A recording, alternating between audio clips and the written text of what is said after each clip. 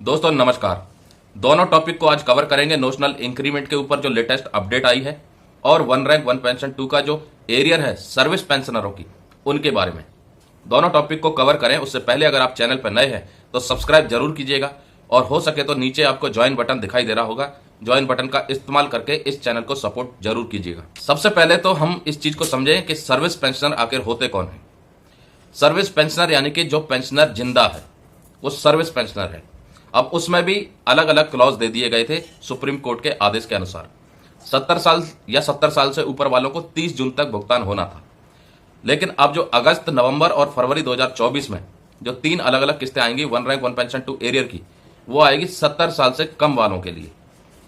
तो पहली किस्त तो अब आने लग गई है और जो डेट है, जो डेडलाइन पहली किस्त की है वो अगस्त तक की है। तो काफी लोगों का one rank one pension two का एरियर आ भी गया है, काफी लोगों का आना बाकी है।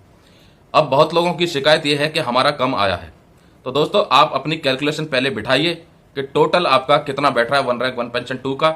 उसके बाद उसका 3 किस्त कीजिए, 3 भागों में डिवाइड कीजिए, उस हिसाब से आपको पेमेंट किया जा रहा है। उसके बावजूद भी अगर कम आ रहा है तो आप ग्रीवेंस पक्का डालिए, क्योंकि गलतियां होना स्वाभाविक है। क्योंकि एक ऑफिस में एक आदमी कई लोगों का काम कर रहा है तो उससे गलती हो सकती है। तो आप उसको कैलकुलेशन लीजिए कि कितना आपका बैठ रहा है और 3 अलग अलग किस्तों में डिवाइड कीजिए। उसके बावजूद भी आपका कम बैठ रहा है तो आप उसका ग्रीवेंस डाल करके सही करवा सकते हैं। अब बात कर लेते हैं नोशनल इंक्रीमेंट की। नोशनल इंक्रीमेंट का मतलब जो पेंशनर 30 जून और 31 दिसंबर को रिटायर हो गए और अगर उनका एनुअल इंक्रीमेंट सर्विस के दौरान 1 जनवरी और 1 जुलाई को लगता था, लेकिन वो 30 जून और 31 दिसंबर को रिटायर हो गए हैं, इसलिए उनको अब नोशनल इंक्रीमेंट यानी जो इंक्रीमेंट उनको लगता था उनके पेमेंट में, वो विभाग नहीं दे रहे थे। लेकिन अब सुप्रीम कोर्ट से आदेश हो गया है और दिल्ली हाई कोर्ट का भी वर्डिक्ट आ गया है। उसमें क्लियर लिखा है कि नोशनल इंक्रीमेंट का बेनिफिट मिलना चाहिए और तमाम पेंशनरी बेनिफिट उनको विद एरियर मिलना भी चाहिए। तो अब सवाल ये खड़ा होता है कि सरकार की तरफ से निर्देश जारी क्यों नहीं हुए। तो दोस्तों इस चीज को आप बहुत गहराई से समझिएगा कि डिपार्टमेंट ऑफ पर्सनल ट्रेनिंग ये कह रहा है कि हमने मिनिस्ट्री ऑफ फाइनेंस के साथ कंसल्टेशन प्रोसेस कर रहे हैं। अब वो कंसल्टेशन प्रोसेस को लगभग 3 महीने होने जा रहे हैं, अभी तक हुआ नहीं है। दिल्ली हाईकोर्ट के वर्डिक्ट में क्लियर लिखा था कि वो ये सुनिश्चित करते हैं कि ना केवल पिटिशनर, नॉन पिटिशनर के लिए भी ये निर्देश जारी किए जाएंगे। यानी कि जिन लोगों ने केस किया है उनके लिए तो जारी किए ही जाएंगे, और जिन्होंने कोर्ट केस नहीं किया है और वो सिमिलरली सिचुएटेड जगह से अफेक्टेड है, यानी इस चीज से संबंधित हैं, जितने भी अफेक्टेड लोग हैं, उन सबके लिए भी निर्देश जारी किए जाएंगे। लेकिन सरकार की तरफ से अभी निर्देश जारी नहीं हुआ है। Department of personal and training जो नोडल एजेंसी है इस पूरे मुद्दे पर, वो कह रही है कि अभी हम फाइनेंस मिनिस्ट्री के साथ कंसल्टेशन प्रोसेस में लगे हुए हैं। तो ये कंसल्टेशन प्रोसेस अभी तक कंप्लीट नहीं हुआ है, जिसका मतलब ये होता है कि अभी तक न्याय व्यवस्था से जो जजमेंट मिला है उसका पालन नहीं हुआ है।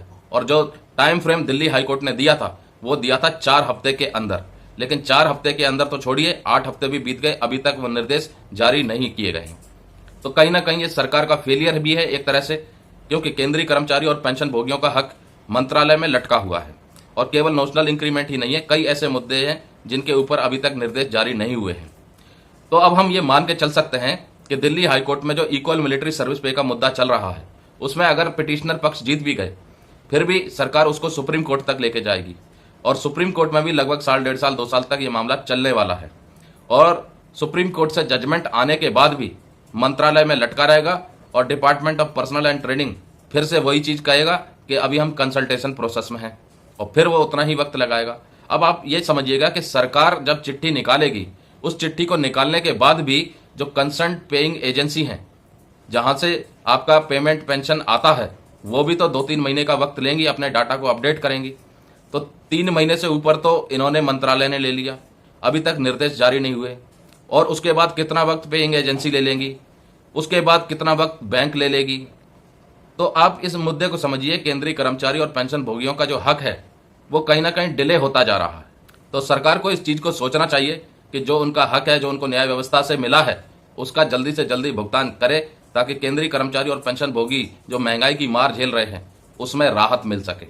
तो दोस्तों ये जानकारी थी one rank one pension two arrear की और नोशनल इंक्रीमेंट की। नमस्कार दोस्तों, जय हिंद, जय भारत।